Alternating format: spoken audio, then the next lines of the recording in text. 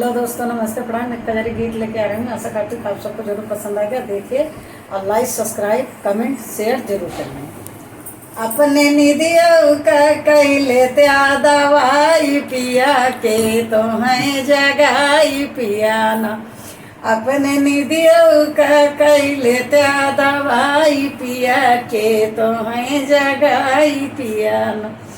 इस तो गोदी में ललनवा दूसरे सास कई झमेलवा। इस तो गोदी में ललनवा दूसरे सास कई झमेलवा। अपने निदिया का कैले त्या दवाई पिया के तो है जगाई पियाना।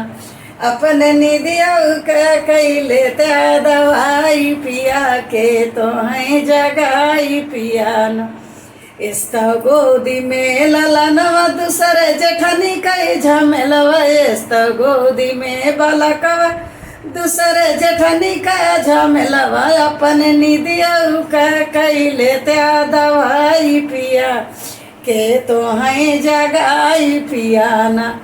अपने निदिया का कैले त्या दवाई पिया के तो है जगाई पियाना। इस तो गोदी में ललनवा दूसरे ननदी कई झमेलवा। इस तो गोदी में ललनवा दूसरे ननदी कई झमेलवा।